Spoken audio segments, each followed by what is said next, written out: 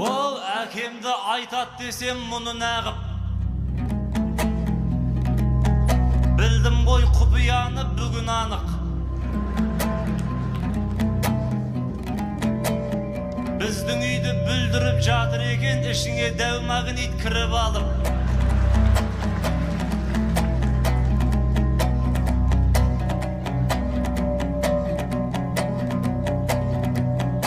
Айнұр, сенің екпінің жаман екен, шалдың өзін қаратқан бұрып алып.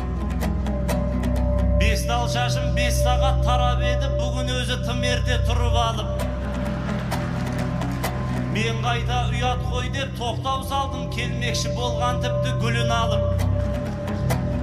Бұл айтысты эфирден берсегерде, Айнұрда айтақында құрыданық. Магниттің мәселесін біліп қойса, мамам оны қоймайды жылы жауып.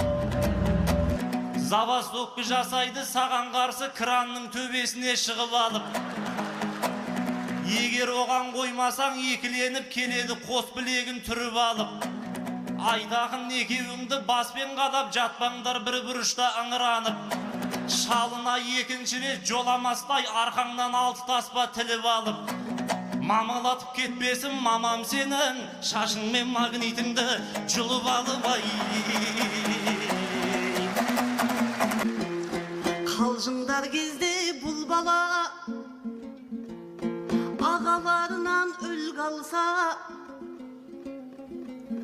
тып-тыныш отқан әкесін сахнаға шығар деп қояд, алыстан ғашық қылғанша. Осындай кезде шіркін-ай, сөз түсінетін ұл болса, жетісу жақтан желпініп келгендігі де жетпей ме, демалып енді нұрланса. Жан күйер болып тек маған келді ғой менің әкем деп, намыстанады бұл болса. Барсың базалда айтаға, Айнұрмен ойың бір болса, бір тұрып қойшы орныңнан, маған келгенің шын болса.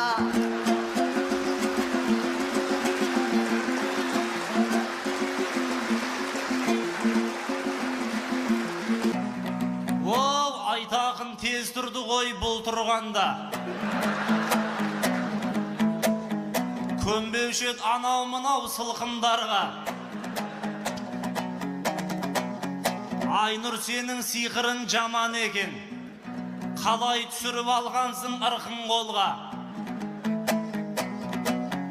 Алыстан әкемізді басқаратын магнит емес, қолыңда пультің бар ма? Әкетай түсінбеді-ау балаң сені, тимейді-ау бұл тұрғанның саған себі. Отырғызып тұрғызып бұл Айнұрдың басынып алғанын ай жаман сені. Отырғызып тұрғызған ештең емес, еңбектетіп жүрмесін мамам сені ай.